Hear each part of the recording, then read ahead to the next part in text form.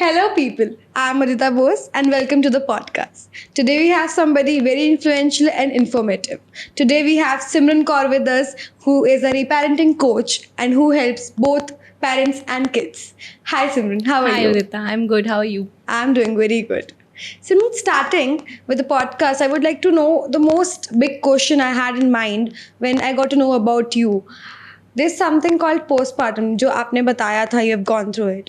जब डॉक्टर्स को ही नहीं पता था, how did you figure out this journey of taking this interest in the same particular field parenting के लिए, and वो postpartum से यहाँ तक का सफ़र कैसा रहा? सो उदिता, ऐसा नहीं होता कि डॉक्टर्स अवेयर नहीं होते. Of course they are. How can not they be aware of it? But they don't give it so much. They don't prioritize it, बोलना चाहिए. Okay. ठीक है. They don't make it large for the patients. Some don't make it large क्योंकि obviously होता है कि already जो patient है, मदर है, वो बहुत चीज़ों से गो थ्रू हो रही होती है फिजिकली, मेंटली. तो they don't want to make it large so that she doesn't over think. And some are really ignorant कि वो टाइम के साथ हील अप हो जाएगा. हार्मोनल चेंजेस हैं, तो वो इमोशंस का जो गश आता है वो टाइम के साथ हील हो जाएगा. In my case that happened Right. कि my gynaec be little did कि it will go away with time. मेरे साथ हुआ ये था कि right after my delivery I was feeling very strong emotions. तो उस समय तो लगा यार वनरेबल सिचुएशन है, शायद इसीलिए मैं इतने स्ट्रॉन्ग इमोशंस फील कर रही हूँ. I was not able to stop crying. मैं बस रो रही थी. तो शुरू में मेरे पेरेंट्स को लगा खुशी के आंसू हैं, बट मुझे भी लगा शायद खुशी के ही आंसू हैं. But when I saw, I remember मैंने जब अपने फादर को फर्स्ट टाइम डिलीवरी के बारे में कहा तो I cried like a baby. तो he was also very scared कि is she okay, why she is crying heavily. But I just wanted to cry, so I was crying. And फिर कुछ ऐसा हुआ कि my baby got severe infection, blood infection. Okay. So and into a state that he started turning blue. So we had to rush him to the hospital again. I stayed with him there for 14 days. But वो उस दौरान भी वो situations चल ही रही थी. Because already अब तो फियर के ऊपर मतलब इतना ज़्यादा फियर भी आ जाता है. आप ऑलरेडी इतने हैवी इमोशंस फील कर रहे थे, फिज़िकली वनरेबल होते हो. तो उस समय तो उतना ध्यान नहीं गया कि क्या चल रहा है मेरे साथ. बट जब हम वापस आ गए, 2-3 months passed away and these heavy emotions, non-stop crying, no reason crying जिसको बोलना चाहिए, वो नहीं जा रहा था. Then I started consulting again. तो सबसे पहले तो यार एक लेडी अपने गायनिक के पास ही जाती है कि क्यों ऐसा हो रहा है. क्योंकि as far as I knew कि ऐसा मैंने पढ़ा नहीं था during pregnancy. I was a good reader, but मैं कभी भी इस पोस्टपार्टम के बारे में मैंने इतना नहीं पढ़ा था. तो आई थॉट कि चलो let's ask the gynaec. So she said that it's just a phase, it will go away. But it was not going. 6 months passed away, it was not going. I'm also in touch with homeopathy, so I consulted my homeopathic doctor. He said that it's postpartum. So first time जिन्होंने मुझे ये word introduce किया, he was my homeopathic doctor. Okay. कि it's a postpartum depression and I want you to come and sit with me for few times. Right. But वो possible नहीं होता new mother के लिए कि आप अपना टाइम निकाल के जाओ. और ऐसे मेंटल स्टेट पे आप होते हो, फिजिकल स्टेट पे होते हो कि आप जाना भी नहीं चाहते हो. So I did not went there. And पर वो जो सीवियरिटी थी वो बढ़ती जा रही थी. I could not sleep when the baby was sleeping. I was having sleepless days, sleepless nights. I was not happy with anything. तो लोगों को लग रहा था कि शायद मे बी वो इस मदर फेस के लिए रेडी नहीं थी या कुछ तो प्रॉब्लम है. बट ऐसा नहीं था. I was into my own zone and मैं क्यों वहाँ थी मुझे खुद के आंसर्स नहीं पता थे. But when 9 to 10 months passed away and मुझे ऐसा लग रहा था कि यार नहीं, अब ये बहुत ज़्यादा सीवियर हो रहा है. इस बीच में आई लॉस्ट माई बड़ी मम्मा ऑल्सो. सो तब एक लाइफ स्ट्राइक करती ना आपको, यार ऐसे तो नहीं चल सकता, कभी भी किसी का टाइम आ जाएगा. तो ये लाइफ ऐसे तो नहीं चल सकती. एंड बाहर आप एकदम गुड हो, नॉर्मल हो, बट अंदर ही अंदर आपके बहुत डीप थॉट्स चलते हैं. Right. तो तब वो एक टाइम था कि आई थॉट कि नहीं, बस हो गया, I have to seek help now. And 6 to 7 years back इतना ज़्यादा इस बारे में कोई बात नहीं करता था. सो आई थॉट कि यार इट्स टाइम कि आप खुद अपने हेल्पर बनो, खुद रिसर्च करो, खुद अपने हीलर बनो. And I did that. I started my this journey. I learned my through my courses. और एक चीज़ जो मैं कर रही थी वो अपने आप से बहुत बार बातें करना. सेल्फ टॉक मैं बहुत कर रही थी कि तुम कैसा फील कर रही हो, तुम क्या फील करना चाहती हो इंस्टेंट, क्यों ऐसा फील कर रही हो. तो ये क्यों सवाल ने मुझे बहुत डीप पहुंचाया, अपने आप से मिलवाया. Basically, you're naming your emotions. I was giving my emotions a language. Right. ताकि I can further resolve it कि अब इसको ठीक कैसे किया जाए, अब इसको कैसे चेंज किया जाए. तो this was happening and of course फिर मैंने जब अपना कोर्स स्टार्ट किया, I got many answers, I got new pathways to my own self, and then I became my first client. I healed myself and I came out of it in flying colors. तो आज जब पीछे मुड़ के देखती हूँ तो लगता है कि यार जो होता है अच्छे के लिए ही होता है. It was very important to happen at Yes, that time. So yes. that is why you are here, of course. Yes. ठीक है. So you mentioned the thing in between कि जैसे कि इस चीज़ को बहुत बिलिटल किया जाता है एंड वेरी नॉर्मलाइज्ड वे में इसको लिया जाता है आगे.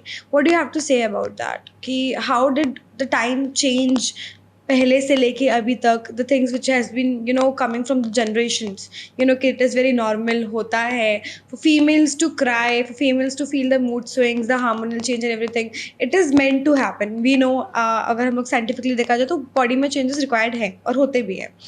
तो but validating those emotions in ourselves और लोगों के लिए, it is very important, right? So how do you do that?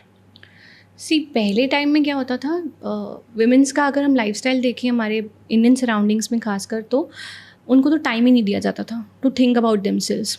और उस बीच में अगर वो अपनी कुछ इमोशनल एक्सप्रेशंस करती भी थी तो it was taken as excuses of not working, excuses of not behaving properly. तो पहले क्योंकि उतनी हमें ये समझना पड़ेगा कि हमारी पहले की जनरेशन्स में इमोशनल लैंग्वेज और इमोशनल इंटेलिजेंस नहीं था. They use to take it away. मतलब ऐसा नहीं कहना चाहिए कि बिल्कुल भी सभी में वैसा था, बट मोस्टली हम लोग उस चीज़ को बिल्कुल स्वे अवे कर देते थे, डिस्ट्रैक्ट कर देते थे अपने आप को कि जितना उस बारे में सोचोगे उतना वैसा होता जाएगा. सो दे यूज टू थिंक कि बी पॉजिटिव, सब कुछ अच्छा होगा, अच्छा सोचो, अच्छा होगा. बट जब एक्चुअली आपके साथ हो रहा होता है ना, तो आप चाह के भी अच्छा नहीं सोचना चाह पाते, क्योंकि nobody gets benefited by thinking negative. True. सबसे ज़्यादा नेगेटिव या आप डिप्रेसिंग थॉट से आपको ही प्रॉब्लम होती है.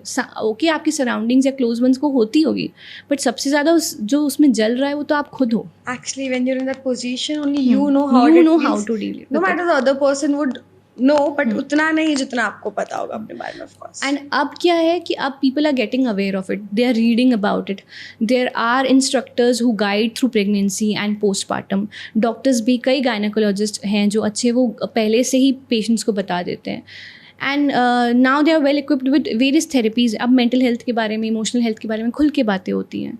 तो दे आर पीपल अराउंड जो कर सकते हैं. बट अभी भी हम अपने अगर बड़ों से इस बारे में बात करेंगे तो दिल से कि ज़्यादा मत सोचो, ज़्यादा सोचने से ऐसा होता है, तो आप ज़्यादा मत सोचो, खुश रहो, बस यही इसमें सब ठीक हो जाएगा. Stop the thoughts. हाँ.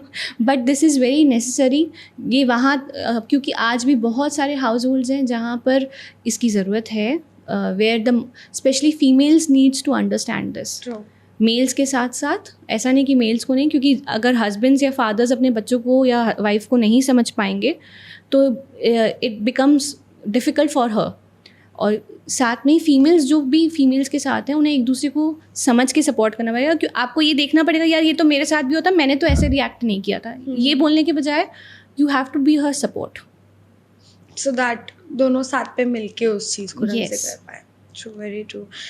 Coming to the part for the females कि हाँ इस चीज़ को हमको समझना चाहिए, एंड कमिंग फ्रॉम मम्मा, दादी, नानी एंड उनके mothers, this has been coming कि ठीक है ये तो होता रहता है, चलता है, इतना ठीक है, ये ज़रूरी है, मतलब हमारे साथ भी हुआ था, कुछ नहीं होता. They are the ones who have started normalizing it for us. Yes, very true. So I guess उधर से स्टार्ट होना चाहिए कि they should at least start validating it कि नहीं ये गलत था and this should have been different, so that we do not pass it on, right? Yes. तो इसके लिए कमिंग आपके साथ जो भी क्लाइंट्स आते हैं या ऐसा कुछ हुआ हो जिसमें वो जनरेशनल ट्रॉमा हो जो पेरेंट्स कैरी फॉरवर्ड कर रहे हो अपने ही बच्चों के साथ, how do you break it? See, पता है किसी भी टाइम पे इधर इट्स पोस्टपार्टम और it is feeling depressed in any other way और for any other reason, basic reason वही होता है, कोर रीज़न वही होता है कि आपके अंदर इमोशंस का एक जंगल बना रहता है जिसे आप सॉल्व नहीं करते, और वो बर्डन इतना हैवी होता जाता है, इतना हैवी, क्योंकि आपके पास वो लैंग्वेज नहीं है, आप वर्बल नहीं हो उस चीज़ के लिए, आप सोचना नहीं चाहते उस बारे में, तो आप वो बर्डन अपने अंदर भरते जाते हो, और एक टाइम तो आएगा जब घड़ा फूटेगा, एंड व्हेन इट बर्स्ट्स, तो वो सारी चीज़ें ऐसे आती हैं बाहर कि you are not able to handle it. Creates a mess. It's create chaos, it creates mess, and then आज तो हम आम ही सीख गए हैं, लाइक कुछ भी हुआ आई एम वेरी डिप्रेस्ड यार. When you are not able to handle your own emotions, you say you are depressed. True. And it is the core reason कि जब तक आपके इमोशंस आप नहीं सॉर्टेड हैं, और ये इमोशंस बेसिकली शुरू क्या होते हैं कि what I do is ask them to do reparenting. अब Right. रीपेरेंटिंग का क्या मतलब होता है कि खुद को पेरेंट करना, क्योंकि जैसे बोलते हैं ना, क्योंकि सास भी कभी बहू थी, सो इट इज़ लाइक क्योंकि हम भी कभी बच्चे थे. तो हर इंसान एक बचपन के फेज से निकलता है बाहर. तो जो इंसान के जो इनिशियल 8-10 साल होते हैं जीवन के, वो बहुत क्रूशियल होते हैं. इस टाइम पे उसका ब्रेन सबकॉन्शियसली, उसका ब्रेन 90% डेवलप हो जाता है. Right. मतलब वो अपने इन्वायरमेंट से जो भी देख रहा है, सुन रहा है, समझ रहा है, वो सही है या गलत उसे नहीं नहीं पता, पता. बट वो एज इट इज़ कॉपी करता जा रहा है. It is like a CCTV camera, आप जो कर रहे हैं वो रिकॉर्ड कर रहा है. तो हम देखते हैं जैसे घरों में बच्चे को बोलना सिखाते हैं, बोलो मम्मा, बोलो पापा, this is the verbal language हम उन्हें जो सिखा रहे हैं, या नेटिव लैंग्वेज सिखाते हैं. सिमिलरली बच्चा जो आप अनकॉन्शियसली भी कर रहे हैं वो भी कैरी करता है, कॉपी करता है. आपकी इमोशनल लैंग्वेज, आपके इमोशनल पैटर्न्स, आप कैसा रिएक्ट करते हैं सिचुएशंस में, किसके साथ कैसा बिहेवियर है, रिलेशनशिप कैसा है, relationship language, behavioural language, attitude language, हर चीज़ बच्चा कॉपी कर लेता है. तो जब आप करीबन 10 साल 12 साल के होते हैं, तो आपका इमोशनल पैटर्न पूरा यहाँ पर फिक्स हो चुका होता है. तो आप वैसे हमने क्या किया, हमें वो पाथवे मिल गया. अब हमारे अंदर से जो निकलेगा उसी रास्ते से निकलेगा, हमारा बिहेवियर वैसे ही निकलेगा, हमारी लैंग्वेज वैसे ही निकलेगी, हमारे इमोशंस वैसे ही बेसिकली पैटर्न बन जाता है. बेसिकली पैटर्न बन जाता है. तो इसीलिए हमें रीपेरेंटिंग करना ज़रूरी है हर एक फेज़ ऑफ लाइफ में. चाहे आप एक टीनेजर हो, चाहे आप एक यंग एडल्ट हो, या आप मैरिजेबल एज में हो, या पोस्ट मैरिज आपके बच्चों की शादी क्यों ना हो रही हो. हमने जो जो एक्सपीरियंस किया है वो हमारा पैटर्न बना देता है, एंड देयर आफ्टर हमारे बिलीफ सिस्टम बना देता है. और बिलीफ सिस्टम ही हमारे थॉट्स, इमोशंस और बिहेवियर को डायरेक्ट करता है. तो आप जैसे हम आज की लाइफस्टाइल है, समय के साथ हम अपनी उठना बैठना खाना पीना बदलते हैं, हमने अपनी ड्रेसिंग सेंस बदल ली है, तो वैसे ही आपको समय के साथ हर बार अपनी माइंड को भी अपडेट करना पड़ता है. ठीक है, लाइक आज हम AI के टाइम पे हैं, हमें सॉफ्टवेयर अपडेट्स चाहिए, वैसे ही हमें मेंटल अपडेट्स चाहिए, इमोशनल अपडेट्स चाहिए. So this is how I help people कि आपने जो एक्सपीरियंस किया है आपने बस उसको ले लिया है. अब आपको डिफ़र करना है कि क्या सही है, क्या गलत है, और क्या आपको सूट हो रहा है. और सबसे बेस्ट पार्ट है, लोगों को ये मालूम ही नहीं है कि जो पैटर्न्स उन्हें नहीं सूट हो रहे हैं वो उसे छोड़ सकते हैं, उसके साथ आजीवन उनको नहीं जीना है. Change is actually possible. Physical body भी आज जहाँ सर्जरी से चेंज हो सकती है, तो of course we can control we by can ourselves. Control. And until unless you do that, आपका कोई भी रिलेशनशिप हो या आपकी प्रोफेशनल लाइफ हो, पर्सनल लाइफ हो, वो हैम्पर होगी ही होगी. Because I guess this is the major part of your life, childhood.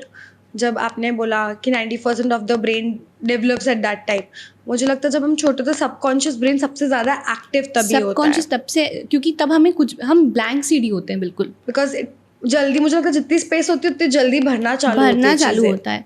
और ब्लैंक है तो इसीलिए हम सब कुछ ग्रास्प कर लेते हैं, एवरीथिंग. तो आप देखेंगे बच्चा इवन अगर घर में कोई स्लैंग यूज़ होती है, वो स्लैंग भी बच्चा पकड़ता है. तो that's why we you have to be very particular. इसलिए व्हेन आई से रीपेरेंटिंग हर फेज़ में ज़रूरी है, but when you become parents, or I say before you become parents, it is a must for both father and mother. क्योंकि 50% a child carries his mother's energy and 50% he carries his father's energy. तो दोनों ज़रूरी है. नहीं, but जब आप उस phase पे थे, while your postpartum of course, how did your loved one reacted at that time? Like when did you say कि हाँ, I think I'm depressed and this is the thing that is happening with me? How was the reaction? So the reaction was same यार. Initially तो मुझे खुद को ही नहीं समझ आ रहा था, but after 9-10 months when I said, My husband knew from the starting that something is Off. not all right with her, and my mother knew, but my mother being not in the same city, she couldn't help me much. जितना phone में console हो सकता है, she used to do it. But husband ने तो पूरा साथ में, he has been through and thin with me. So he knew something is off, but he did not knew how to console me, how to Right. find peace for me, क्योंकि उनकी भी emotional language नहीं developed है. And this happens कि 90% लोगों के साथ ऐसा होता ही है. तो ऑब्वियसली उनकी कंडीशनिंग है सबकी, चाहे वो फैमिली मेम्बर्स हों, चाहे वो आपके पार्टनर्स हों, कि वो यही बोलते हैं ओवर थिंकिंग मत करो.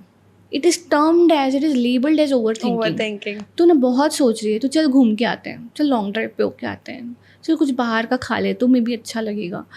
तो it does not happens like that. आपको खुद पहले तो नहीं समझ आता, but when I stated it कि यार I feel I'm in this phase of life, so अब my husband felt very helpless at that time कि मैं क्या करूँ, क्योंकि ऐसा होता था कि he is the only person I rely on. तो मैं उन्हें कमरे से बाहर भी नहीं जाने देती थी. Legit 9-10 months he has not gone to work. तो वो सुनते भी थे सबसे उस चीज़ के लिए, बट ही इज़ लाइक कि वो तो पागल हो जाएगी अगर मैं छोड़ के चला जाऊँगा उसको. तो वो रहते थे, क्योंकि बच्चा भी रात को तंग करता था. He also use to have sleepless nights, but we manage out of it somewhere. He just pushed me कि everything will be okay, one day it will be okay. So okay, how जितनी उनकी emotional verbal language थी उस समय, उन्होंने उस समय मुझे हेल्प किया. But mostly people say this only, it is over thinking. And mostly तो आपको आपके बाहर, मुझे लगता है not even my mother in law knew कि I was going through this. आप नहीं बोल पाते हो वो चीज़ें, आपको लगता है आप खुद ही नहीं समझा पा रहे हो आप कैसा फील कर रहे हो. तो जब कोविड आया फर्स्ट वेव, आफ्टर दैट 2019 का फर्स्ट कोविड वेव आया जब, तो then people started talking about depression. तब थोड़ा सा सब लोग अवेयर हो रहे थे, ओके मेंटल हेल्थ ऐसा हो रही है, घर में बैठने से ऐसा हो रहा है.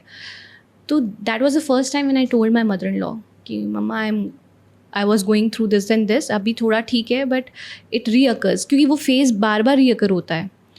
तो from then she was very careful, she was very protective of me कि उसको कुछ ऐसा बुरा ना लग जाए जो उसको ट्रिगर कर जाए.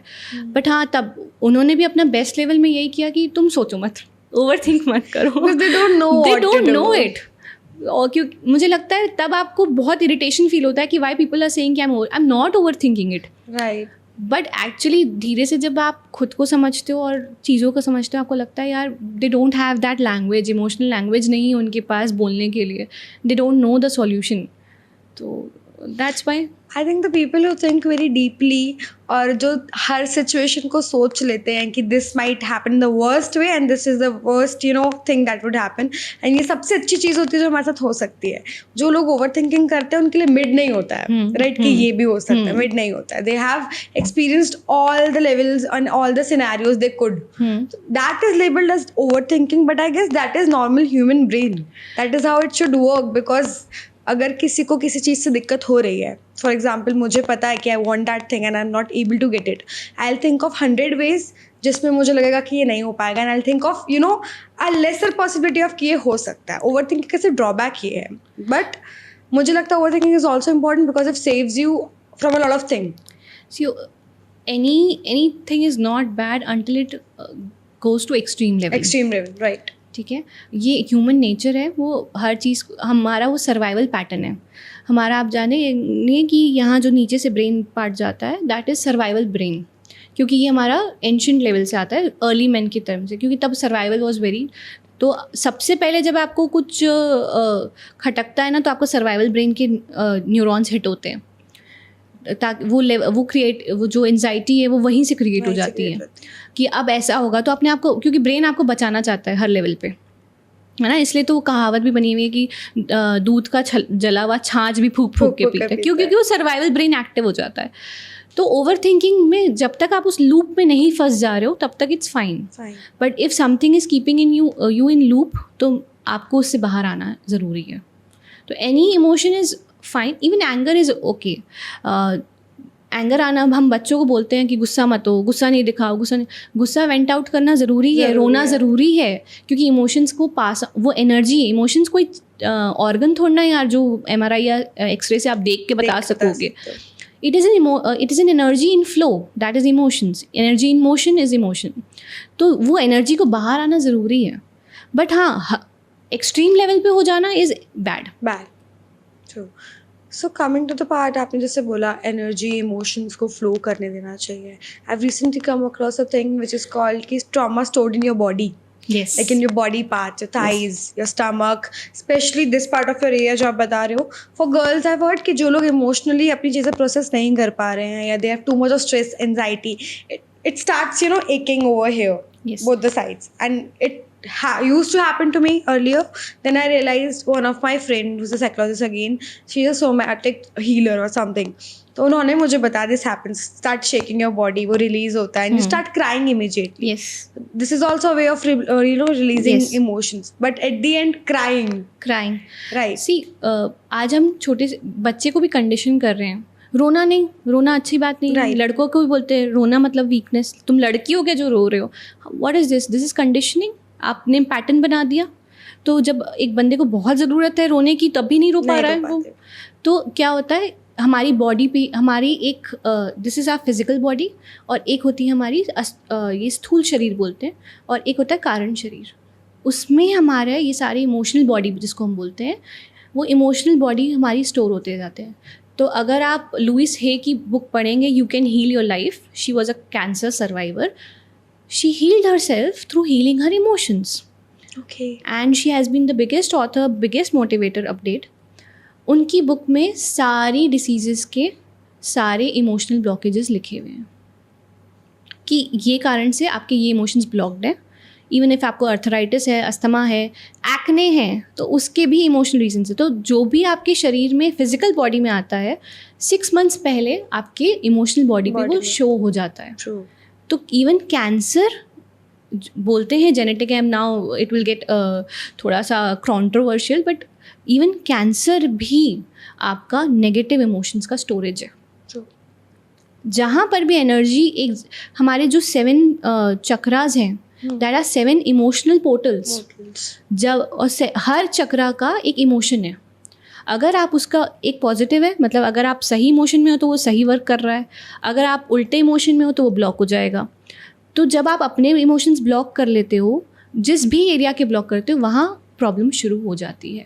For example you said this is a sign of heavy burden, perfectionism, कि मेरे अलावा ये कोई नहीं कर सकता, मुझे ही सब करना, I have to be the leader, I have to take it ahead. तो ये प्रेशर यहाँ आना शुरू हो जाता है. Right.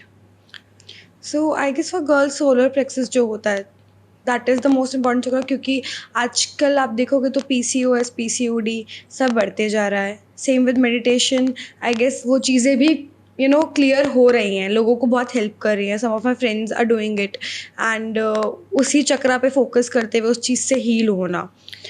That is very true कि मेडिटेशन बहुत हेल्प करता है आपको काम होने में. बट इमोशनल रिजोल्यूशन, आप बोलो सिर्फ मेडिटेशन से इमोशनल रिजोल्यूशन हो जाएगा, नहीं.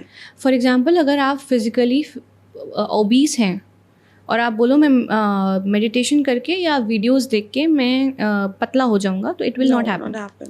You have to workout, you have to diet. ठीक है. सिमिलरली इमोशनल वर्कआउट करना पड़ेगा, इमोशनल डाइट लेनी पड़ेगी. तो जब हम चक्रास की बात करते हैं कि चक्रास हील करें, हम रूट चक्रा है, सोलर प्लेक्स है, सेक्रल चक्रा है, तो ये सब इमोशंस के कारण होते हैं जो हमें जनरेशन से पास ऑन हो रहे हैं. कंडीशनिंग हमारी जनरेशन से पास हो रही है. For example if I give you, तो रूट चक्रा जो होता है दैट इज़ फॉर ग्राउंडिंग अस, हमें ग्राउंड करने के लिए होता है. पर हम क्या करते हैं, बचपन से ही फियर इन्फ्लिक्ट करते हैं बच्चों में. खा ले बाबा आ जाएगा, सो जा बाबा आ जाएगा. देन जैसे जैसे बच्चा स्कूल आएगा, तू जाएगा मैम मारेगी, कंप्लीट करके नहीं जाएगा, परफॉर्म नहीं करेगा तो ऐसा हो जाएगा, करेगा तो ऐसा हो जाएगा. फियर, वो जब तक जॉब नहीं लगती, शादी नहीं होती, तू ज़्यादा सुनेगा तो तेरी वाइफ ऐसा हो जाएगी, तो वैसा हो जाएगा. बचपन से लेके बड़े होने तक फियर ही इन्फ्लिक्ट करते रहते हैं. तो जब आपने पूरी रूट चक्रा में फियर एनर्जी भर दी, इनसिक्योरिटीज़ भर दी, चाहे वो फिनेंशियल हो, फिजिकल हो, इमोशनल रिलेशनशिप हो, तो आप तो बेस लाइन से ही गिर गए. ऊपर के चक्रा में हील और जाना तो अलग ही बात है.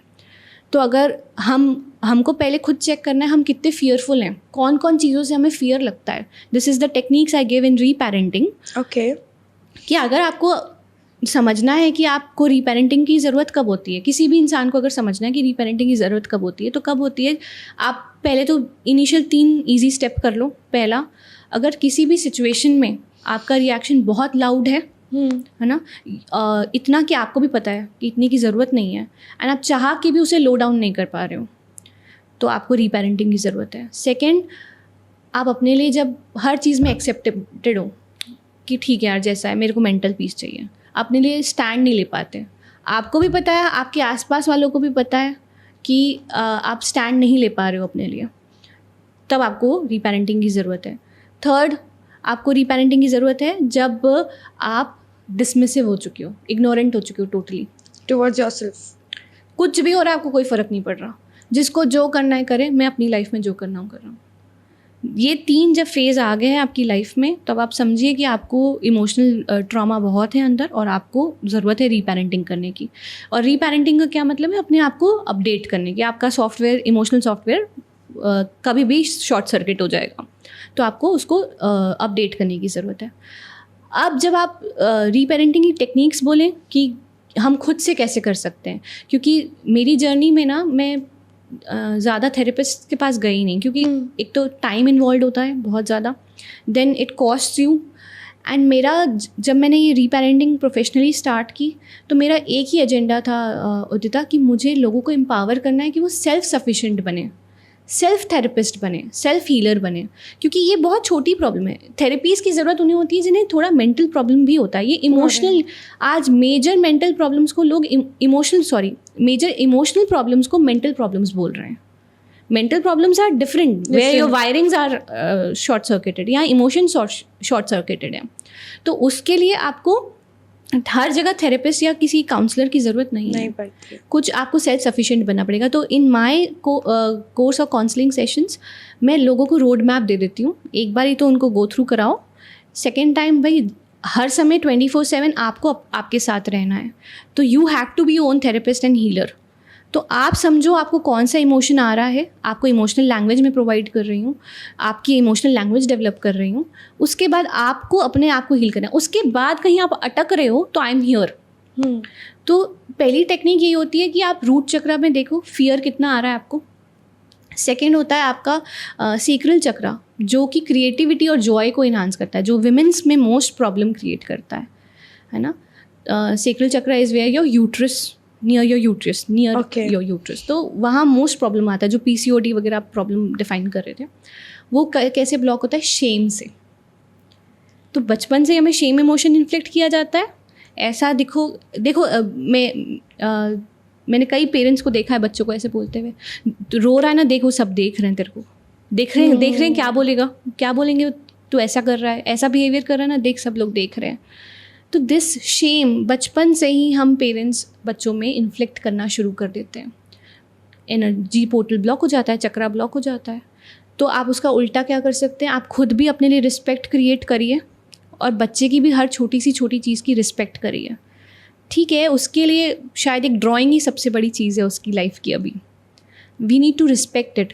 और दूसरों 4 लोग क्या कहेंगे, ये वाला शेम तो बहुत बड़ा लाइफ लॉन्ग ट्रॉमा आप बच्चे को दे देंगे, जो उसको आगे चल के बहुत प्रॉब्लम करता है. हमारे साथ भी करता है. आज हम कुछ भी करने जाएंगे, हम पहले सोचेंगे यार ये अगर चीज़ होगी तो मेरे आसपास वाले क्या सोचेंगे, क्या बोलेंगे, पॉजिटिव सोचेंगे कि नेगेटिव सोचेंगे. I guess half of the people, half नहीं, half से ज़्यादा ही, 90% of the population thinks that. Then comes your solar plexus, that is blocked by guilt. जब आप गिल्ट के इमोशंस ज़्यादा फील करते हैं, हम छोटेपन से ही गिल्ट इन्फ्लिक्ट करते हैं. आज अगर हम भी अब सोचे कि हमारे में क्या क्या गिल्ट है, मॉम गिल्ट सबसे पहले आ जाता है मदर्स को, है ना. सो अगर एक विमेन की बात करें तो मॉम गिल्ट, और अगर एक मेल की बात करें तो not able to provide for the family. वो एक फियर भी और वो एक गिल्ट भी बहुत बड़ा रहता है. तो आपकी एनर्जीज जो चक्रास हैं वो तो ऐसे ही ब्लॉक होते जा रहे होते हो इमोशंस. अब आप इसमें जितना भी हीलिंग कर लो, आपका हार्ट चक्रा, आपने हर्ट्स को लेट गो नहीं किया है अपनी लाइफ से, तो लव उसमें क्रिएट हो ही नहीं पाएगा. और फिर थ्रोट चक्र आता है जहाँ हम ना खुद के इमोशंस बोल पाते हैं ना बच्चे को बोलने देते हैं ज़्यादा, क्योंकि आज के बच्चे आप देखेंगे तो दे आर वेरी क्यूरियस, बहुत क्वेश्चंस करते हैं। बट पहले टाइम में हमें डांट दिया जाता था, चुप रहो, बहुत आवाज़ करते हो तुम लोग, यू नो। तो वो आप पहले ही आवाज़ दबा रहे हैं, तो ये भी गया। तो जब इतना नीचे से ऊपर तक यहाँ तक गया है तो ये तो पहुँचेगा ही नहीं, ना इंट्यूशन डेवलप होगा ना स्पिरिचुअल विजडम डेवलप होगा। ट्रू। अब इसके बाद आप जितने भी चक्रा हीलिंग करवा लीजिए, जितना रेकी करवा लीजिए, जितना मेडिटेशन कर लीजिए, it is not going to work you. This is the fact of this industry. जब आप अपनी चीज़ें खुद ही हील नहीं कर सकते तो कोई बाहर का हीलर, कोई थेरेपिस्ट, कोई कोच आपको हेल्प नहीं कर सकता। And however is claiming false. But अभी आजकल के टाइम पे जैसे कि हमारे पास लोग हैं हु नो कि आपके इमोशंस वैलिडेट करने इंपॉर्टेंट होते हैं। Communication is important. कम्युनिकेशन से ज़्यादा I guess understanding somebody is communication, even we'll have a communication, but whether I am getting you is not, मतलब वो ज़्यादा एक बड़ा पार्ट है कि मैं सुनने को हाँ हाँ कर लूँगी, सुन लिया मैंने, आपने अपना वो निकाल लिया, बट मुझे भी तो अंडरस्टैंड करना पड़ेगा ना उस चीज़ को। That is the biggest thing. I guess parents को कम्युनिकेशन का मतलब समझ आ चुका है, बट अंडरस्टैंडिंग में उनको भी टाइम लग रहा है। पता है, ये सिर्फ पेरेंट्स के साथ नहीं है, this happens in every relationship. True. ठीक है, इवन जब आप like the podcast we are doing here, right, communication is जहाँ एक बंदा बोल रहा है और दूसरा बंदा सुन रहा है, बट हम आर वी रियली लिसनिंग? जब आप बात कर रहे हो तो मैं अपने दिमाग में आंसर सोच रही हूँ, और जब मैं बात कर रही हूँ तो आप अपने दिमाग में क्वेश्चन सोच रहे हो। This happens with parents also, this happens in relationship also. हमें जवाब देने की जल्दी है, हमें सॉल्यूशन देने की जल्दी है। Sometimes a person just wants to be listened. तो जो पेरेंट्स हैं वो इमोशनल वैलिडेशन या इमोशनल इंटेलिजेंस के थ्रू काम क्यों नहीं कर पा रहे? आज हम बच्चों को बहुत कुछ प्रोवाइड कर रहे हैं। अगर हम पहले के जनरेशन में देखें तो एक हिरार्की ऑफ नीड्स होती थी। हमने सबने पढ़ा होगा स्कूल में, मैस्लो हिरार्की। उसमें क्या होता है, रोटी कपड़ा और makaan is the basic physical need, then formal education, health and job is another. उसके अपर कोई और अपर नीड्स जो फुलफ़िल करना चाहता है वो है भाई सोशल बिलोंगिंगनेस, सोशल अप्रिसिएशन या recognisation, and then transcendental was the last बार जो होता था, वो ट्रांसेंडेंटल लेवल्स का होता था भाई कि अब सब कुछ पा लिया जीवन में, अब संन्यास लेना है। अभी की जो मिलेनियल्स की जो जनरेशन है, जेनजी की जो जनरेशन है, they are starting from transcendental, और पेरेंट्स जो हैं वो अभी भी मटेरियलिस्टिक ही प्रोवाइड कर पा रहे हैं। तो यही गैप आ गया अंडरस्टैंडिंग का। नेक्स्ट पे है कि बच्चा आज के टाइम पे इमोशनल लैंग्वेज मांगता है। आप देखेंगे आज के बच्चे बहुत क्यूरियस हैं, they want to know the purpose of living. उनको एग्जिस्टेंशियल क्वेश्चंस हैं रादर देन मटेरियलिस्टिक क्वेश्चंस, क्योंकि वो ऑलरेडी पार कर चुके हैं, वो उन्हें सजा सजाया थाली में मिल चुका है। तो जब आपकी वो नीड ही नहीं है तो आपका प्रायोरिटी माइंड का वो रहेगा ही नहीं। तो कई पेरेंट्स को ये भी शिकायत रहती है कि हमारे बच्चों को वैल्यू नहीं है चीज़ों की, जो आज उनको सब कुछ मिल गया है। ऐसा नहीं है कि वैल्यू नहीं है, इट इज़ अबाउट नीड्स। आपकी जनरेशन में वो नीड्स हुआ करती थी, हमें वो एक प्रिविलेज के तौर पे मिली है, and we appreciate it, of course. And we also want to pass it as a privilege only, I guess. And we also want to pass it as a privilege. तो इमोशनल नीड्स, इमोशनल वैलिडेशन आप कोई भी parents या कोई relationship में हम कैसे दे सकते हैं? अपनी इमोशनल नीड्स को समझ के। जैसे फिजिकल नीड्स होती है रोटी कपड़ा मकान, इमोशनल नीड्स भी होती है कि टू बी सीन, कोई मुझे देखे, मेरे एफर्ट्स को देखे। टू बी हर्ड, कोई मुझे सुने कि मैं फील क्या कर रहा हूँ, मैं चाहता क्या हूँ। To be loved unconditionally. आज कहीं ना कहीं हम पेरेंट्स का ही मैं बोलती हूँ, आज भी मेरा भी एक बेटा है, अनकंडीशनल ही प्यार करते हैं, पर हमारी लैंग्वेज वैसी है, तुम नहीं करोगे तो मैं तुमसे बात नहीं करूँगी, तुम कर रहे हो तब हम बात करेंगे, तुम कर रहे हो तब हम खेलेंगे। कंडीशंस लगा हमने तो कंडीशंस, अब वो हमारे अंदर की इमोशंस क्या है वो क्या समझ पाएगा जब तक हम उसे वर्बली नहीं बताएंगे कि मैं ऐसा बोल क्यों रही हूँ, what is the reason behind it. तो हमें अपनी लैंग्वेज पैटर्न चेंज करने की ज़रूरत है। तो उसको तो ये लग रहा है कि मैंने अगर ये करना है तो ही मुझे मम्मी पापा का अटेंशन, प्यार मिलेगा, ठीक है। तो then comes to be understood and to be accepted, appreciated. जब ये 5-6 बेसिक नीड्स किसी भी कारण से फुलफ़िल नहीं होती हैं तो वो इमोशनल वूंड्स क्रिएट कर देती हैं बच्चे में। और फिर हम क्या करते हैं, हमारा बहुत पहले से जनरेशन टू जनरेशन चला जा रहा है। अब एक ही तरीका है सिखाया है लोगों ने, ह्यूमंस ने, कि जहाँ उनको प्यार भी मिले, लोग उन्हें देखे भी, सराहें भी, एक्सेप्ट भी करें और उन्हें सुने समझे भी, कुछ अचीव करके। अगर हमने अचीवमेंट कर ली कुछ लाइफ में तो हमें ये मिल जाएगा। हाँ. हमें घर वाले प्यार करेंगे, हमें सोशल रिकॉग्नाइजेशन मिलेगा, हमें लोग सुनेंगे। ऑफ कोर्स मोटिवेशनल स्पीकर्स भी यही है ना, कि लोग हमें सुनेंगे। तो ये नीड्स जब तक पेरेंट्स अपनी नहीं डेवलप करेंगे, सबसे पहले तो उन्हें ये समझना है कि मेरी भी इमोशनल नीड्स क्या है और क्या वो फुलफ़िल हुई हैं। अगर नहीं फुलफ़िल हुई हैं तो फिर आप ही की फुलफ़िल नहीं हुई हैं तो आप बच्चे को नहीं दे सकते हैं। तो आप अपनी पूरा करिए और बच्चे की भी साथ साथ में पूरी करिए।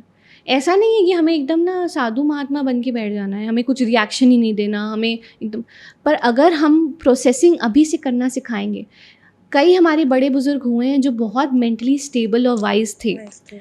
डिफरेंस बस ये था, उन्होंने कभी भी वो शब्दों से जताया नहीं, तो पता नहीं चला। वो शांत हो जाते थे, एकांत में चले जाते थे और फिर कोई सॉल्यूशन लेकर आते थे।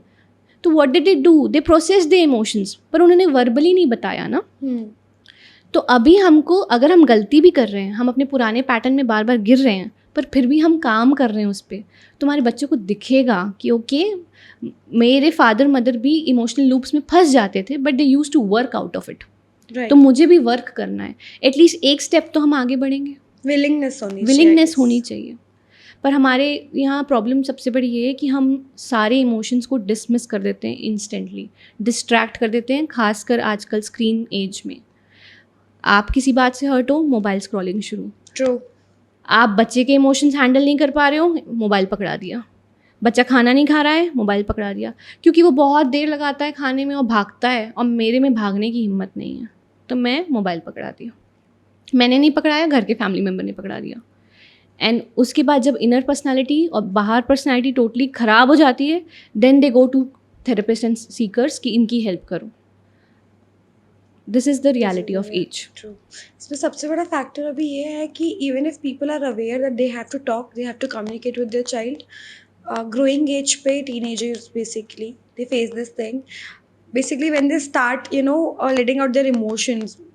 If I'm sitting with my mother for example and I'm telling her कि ये चीज़ें मैंने face, instantly I guess from parents the reaction is मेरे साथ ये हुआ, मेरे साथ वो हुआ. So this is the biggest thing. मुझे लगता है जितने भी मैं बच्चों के साथ बैठती हूँ एंड मैं समझती हूँ तो दे आर लाइक कि कोई सुनना ही नहीं चाहता है.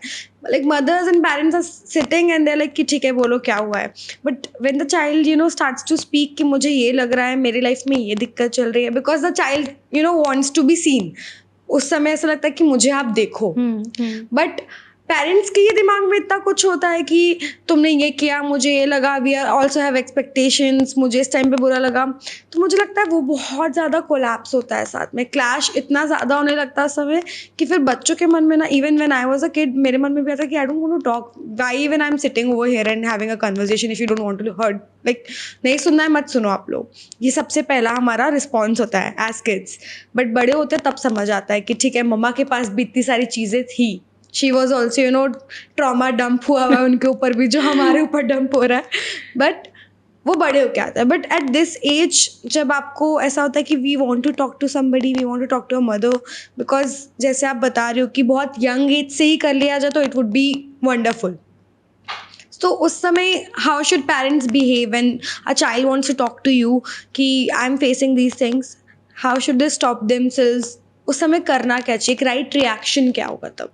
सी, अगर हम अभी ये तो आउटर जो लैंग्वेज चल रही थी, आउटर कॉन्वर्सेशन जो चल रहा था, वो आपने बताया सिनेरियो.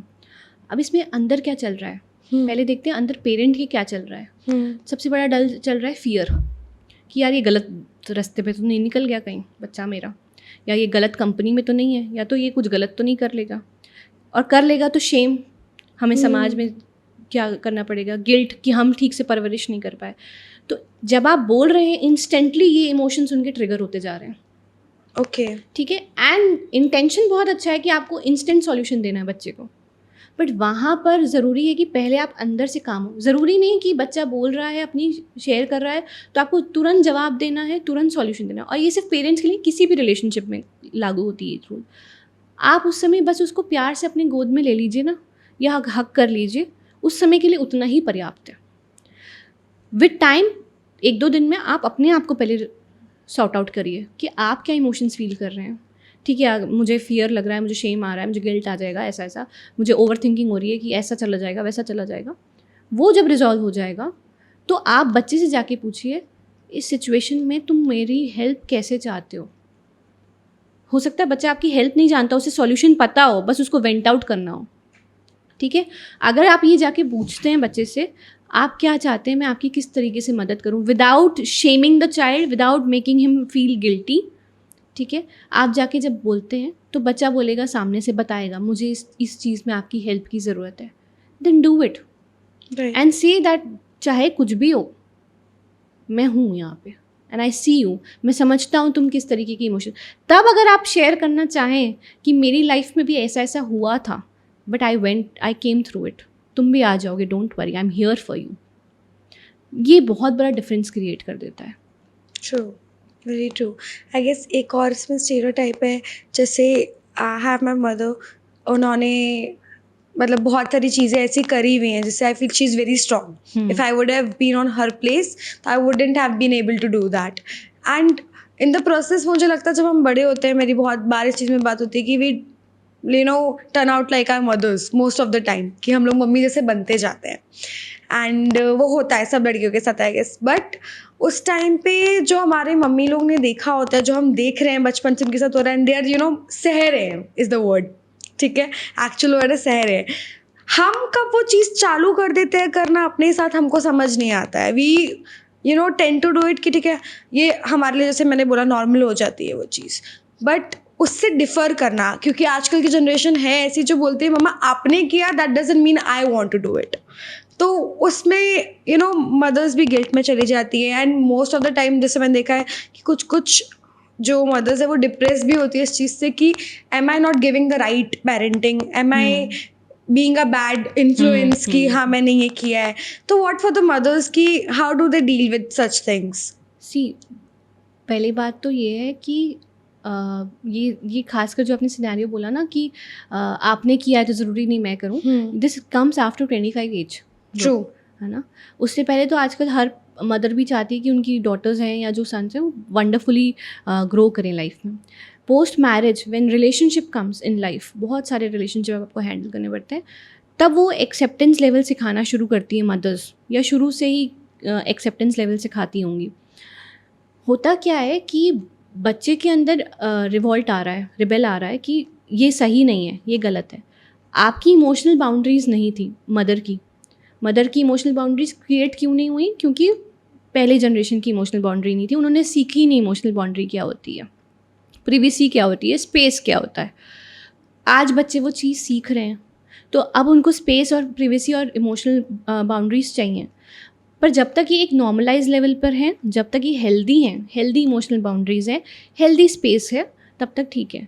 मैंने मदर्स को फिर वो फियर आना शुरू हो जाता है. और अगर हम बच्चों की बात करें तो they want to be in their own zone, they don't want to be judged every time. Test and trial, क्योंकि पहले के रिलेशनशिप ना, हर चीज़ सिर्फ पहले की नहीं बात है यार, ये एक दुनिया का असूल ही है. आपको वो हर चीज़ में जज करेगी, और जब तक आप उनके फेवर में काम कर रहे हैं तब तक आप उनके लिए अच्छे हैं, और जब फेवर में काम नहीं करेंगे तब आप अच्छे नहीं हैं, चाहे आप जितना भी अपने धर्म निभा लीजिए, कर्तव्य निभा लीजिए. ये तो फैक्ट है लाइफ का. इस बीच में हमें पिसना नहीं है, हमें अपनी इमोशनल बाउंड्री क्रिएट करनी है, बट साथ ही हमें जो पहले के ज़माने में जो एक्सेप्टेंस था ना, थोड़ा अपनी लाइफ में उतारना है हेल्दी वे में. उन्होंने बहुत कुछ सहा है, शायद जो चीज़ ड्यू नहीं थी वो भी सही, जो गलत थी बहुत एक्सट्रीम लेवल्स में भी गलत सहा है, बट हमें उतना नहीं तो थोड़ा बहुत एटलीस्ट एक दूसरे के बिहेवियर्स तो सह सकते हैं.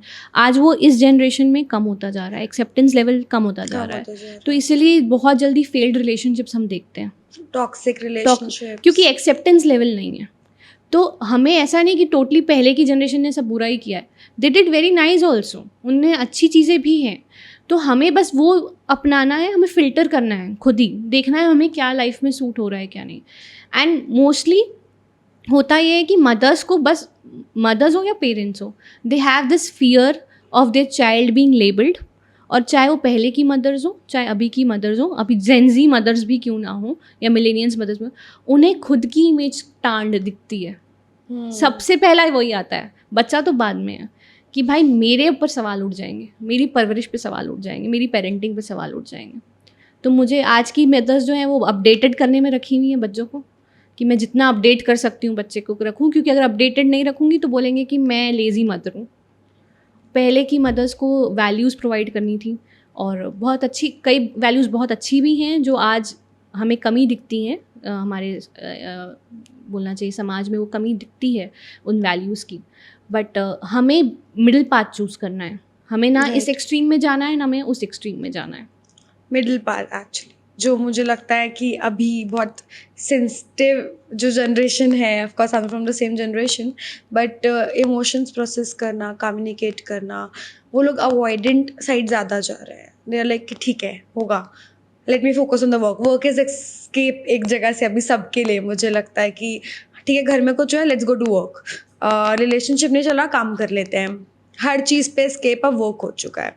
तो if you getting that peace over there, peace तो नहीं बोलूँगी बट डिस्ट्रैक्शन है बेसिकली वो एक, जब आप वो चीज़ छोड़ते हो द you tend to feel alone, और लोनलीनेस हो जाती है बहुत ज़्यादा, जब आपको लगता है कि आपके साथ कोई है ही नहीं अभी इस टाइम पे। एट सम पॉइंट आपका रिलेशनशिप खत्म हो गया, पेरेंट्स है, पेरेंट्स से आप दूर भागते हो उस समय कि ठीक है, I want to be alone, I have to I want my space and something, and parents want to be there for you that time, but we want our space, तो हम लोग भी पुश अवे करते हैं parents को। तो उस समय पेरेंट्स की साइकोलॉजी क्या होती है? See parent want to be there for you, कि वो आपको समझा सकें, आपको उस चीज़ से बाहर निकाल सकें। बट हाँ, उनके जो तरीके होते हैं वो इंस्टेंट वाले होते हैं, रादर देन एक बहुत समझ के या सेंसिटिव वहाँ बने। और कई बार जब आप नहीं ओपन अप हो रहे होते तो वो बहुत एक्सट्रीम इमोशनल भी हो जाते हैं और ऐसी बातें बोलते जो और हर्ट हो जाती हैं। जहाँ तक हमारी बात है तो हम अभी बहुत ही मैकेनिकल और डिस्ट्रैक्टेड एरा में चल रहे हैं, राइट फ्रॉम द बिगिनिंग। हम डिस्ट्रैक्टेड एरा में हैं, मैकेनिकल एरा में हैं, और अभी जितनी जनरेशन आ रही है हम उसको भी वैसे ही कर रहे हैं। तो जैसे आपने बोला हम तुरंत वर्क में भाग जाते हैं, वो इसीलिए क्योंकि हम फेस नहीं करना चाहते ना इमोशंस। फेस करेंगे तो हर्ट होगा, पर वो थोड़े दिन तो कड़वी दवाई लेनी पड़ती है ना तबीयत को ठीक करने के लिए। और अगर आप उस समय नहीं लेंगे तो कुछ ना कुछ हैवी ऑर्गन डैमेज होएगा ही, इमोशनल ऑर्गन डैमेज होगा ही होगा, फिजिकल भी होगा, इमोशनल भी होगा। तो पेरेंट्स को ऐसे सेंसिटिव टाइम में तो पहले चाहिए कि आप शुरू से ही, राइट फ्रॉम टीनेज सिचुएशंस ही, बच्चों को रिलेशनशिप्स के बारे में ओपन अप करिए, इमोशनल नीड्स के बारे में, वो जो हार्मोनल चेंजेस गो थ्रू हो रहे हैं उनके बारे में वेल अवेयर कीजिए, पर उससे पहले खुद के इमोशंस को सॉर्ट आउट करिए। और बच्चों को चाहिए कि पेरेंट्स पर ट्रस्ट करें, बिकॉज पूरी दुनिया में दिस इज़ फैक्ट कि आपका अगर कोई अनकंडीशनल भला चाह रहा है तो वो आपके पेरेंट्स ही चाहेंगे, otherwise they are people around you to hunt you. Right. तो आप उनको भी वो स्पेस क्रिएट करना चाहिए, बट वो फ्रेंडशिप डेवलप होनी चाहिए। सिर्फ एक पता है पॉडकास्ट पे बैठ के बोल देने से कि पेरेंट्स को भी ऐसा करना चाहिए और बच्चों को भी नहीं। अगर आपने वो फ्रेंडशिप डेवलप नहीं की है बच्चों के साथ तो it's very difficult then. And I guess it comes from a very young age of the child. It comes from a very young age. It says कि 7 to 8 years तक आप बच्चों के साथ थोड़ा डिसिप्लिन वे में रहिए ताकि वो गुड हैबिट्स और गुड वैल्यूज सीखे, और उसके बाद आप उनकी फ्रेंड्स बन जाइए, क्योंकि उसके बाद उनको पेरेंट्स की ज़रूरत नहीं होती है, उनको फ्रेंड्स की ज़रूरत start processing. एंड जब उनको ज़रूरत होगी ना कि I want a father, they will definitely come to you. Trust that process. Indian parents खासकर फ्रेंडशिप को क्यों नहीं पसंद करते, उनको लगता है हाथ से निकल जाएंगे बच्चे, इनडिसिप्लिन हो जाएंगे, गलत रास्तों पे निकल जाएंगे। आप एक बार ट्राई तो करो, डिसिप्लिनरी अपनी ऑथोरिटेरियन पेरेंटिंग ट्राई कर ली ना कितने सालों तक, एक बार ट्राई तो करो। दिस इज वेरी ट्रू जो आप बोल रहे हो ना कि you have to be friend. My father is a very good friend of mine, we can say. तो जो होता है ना हाथ से नहीं निकल जाएंगे, आई गेस ये मेरे साथ बाय एज आया है कि to keep his respect, he has given me a lot of things. He never stopped me from doing anything. Even if you're going out, drinking and everything. अब जो होता है सब करते हैं. In that age, even I have done that. I was out with my school friends. College में हम लोग सब घूमते हैं. रात को घूमते हैं late night. My father never stopped me. He was just like, be safe, nothing else. Send me your location and be safe. वैसे वाला. I did not do anything bad that would affect his image and mine, because that was in my mind कि my father trusts me a lot and he has given me that space जो बहुत लोगों के पास नहीं है. तो why should I you do know, that. make a bad use of it. So you know, आपके father ने बेसिकली आपको अथॉरिटी दी to be your own way. Right. With authority comes responsibility. Responsibility. तो वो फिर हमको डेवलप करने की ज़रूरत नहीं पड़ेगी, वो अपने आप इनहेरिट आएगा. And they were many friends of mind मेरे एज टाइम में, कॉलेज टाइम में भी, जिनके पेरेंट्स इतने सेकुलर थे और इतने फ्रीडम उन्होंने बच्चों को प्रोवाइड की थी कि वो अपने डिसीजंस ले सकें. And they turned out beautifully, क्योंकि उनको खुद से अंदर से रिस्पॉन्सिबिलिटी कि I don't want to put him down. Right. And this is fact. तो हमें अभी की generation are way to understanding of these things. But मुझे लगता है अभी जो पेरेंट्स जो यंग पेरेंट्स बन रहे हैं, they really need to work hard on their emotional handling. वो खुद के इमोशनल हैंडल नहीं कर पा रहे हैं और ना ही बच्चों के कर पा रहे हैं. True. तो उसमें और शुरू से ही बच्चे के साथ एक फ्रेंडली रिलेशन डेवलप करें, क्योंकि हम खुद परेशान होते हैं, हम खुद इन सर्टन वे रिएक्ट कर देते हैं. और बच्चे बहुत जल्दी डिप्लोमेसी सीख जाते हैं यार, कि आपको घर में अलग तरीके से रहना है कमरे में, और बाहर अलग तरीके से रहना है. और इतने फेसेस चढ़ा लेते हैं कि फिर एक्चुअली ढूंढना मुश्किल हो जाता है कि who are the real you. मेरी जर्नी में यू नो इतना इमोशनल साइकोलॉजी को समझते समझते आई अंडरस्टूड वन थिंग यार. जितना आप इनमें अंदर जाते हो ना, तो आप उसमें लूप में जाते हो, यू नो. और एक टाइम के बाद आपको लगता है हर बार मैं इमोशंस नहीं समझ सकता. It happened with me honestly. हर बार मैं नहीं समझ सकता, हर बार मैं सामने वाले के भी इमोशन समझूँ, अपने भी इमोशन समझूँ, फिर प्रोसेस करूँ. तो ये क्या लाइफस्टाइल है? I want to be free. तो फ्री कब हो गया आप? जब आपका विजन बढ़ेगा कि आपका एग्जिस्टेंस का पर्पस क्या है. What is your existential levels? What is your purpose? जब आप स्पिरिचुअल वे में अपने आप को फेथ के साथ कनेक्ट करोगे ना, रादर देन आज बस फ्लेक्सिंग चल रही है, चाहे वो दुर्गा माता हो, चाहे वो गणपति जी का त्यौहार हो, चाहे दिवाली हो, डीजे है, गाना है, बस. भक्ति, या आप बोलो कि उनके जो सिम्बॉलिज़म है, उनकी मूर्तियों के जो सिम्बॉलिज़म है, वो भी किसी को पता होगा तो it's very hard. True. Nobody knows why are we even celebrating. Why we are celebrating. तो I work along with kids also. Okay. तो बोलते हैं ना, ब्रोकन एडल्ट्स के साथ साथ आपको यंग सोल्स में भी काम करना है. तो उसमें हम यही सिखाते हैं बच्चों को कि आप अपनी इमोशनल लैंग्वेज डेवलप करिए, उनके fine and gross motor skills, क्योंकि बहुत मैकेनिकल एज में है, जैसे एक के बाद क्लास, बस अपडेट करना है बच्चे को. फ्री टाइम नहीं है, फ्री प्ले नहीं है. तो हम free time free play motivate करते हैं बच्चों में, और उनको स्पिरिचुअल क्वेश्चन डेवलप करते हैं कि हर फेस्टिवल, हर सिम्बॉलिज़म, हर पंचतंत्र स्टोरीज़, हर वैदिक स्टोरीज़ के पीछे हमारे इमोशंस का ही डिपिक्शन है. जितने भी फैबल्स हमने बचपन में पढ़े हैं उदिता, सबके पीछे हमारे मन के इमोशंस को ही सिम्बॉलाइज किया गया है. तो आज moral science totally computer science के कारण रिप्लेस हो गई है. तो what I do is make them understand of this moral values, ताकि बचपन में ये जो इम्प्रेशन पड़ गए वो कभी ना कभी लाइफ में उनको ज़रूर हेल्प करेंगे. Forward basically, right? So this is the way I help parents and kids both. It's very like आपने जो अपने पेन को एक एक ट्रांसफॉर्मेशन पे इतना बड़ा वो मिशन बोल सकती हूँ मैं इसको, एक विजन भी है आपका, मिशन भी है, वो बनाया. It is very commendable. Coming to the last question, I would like you to talk to the audience.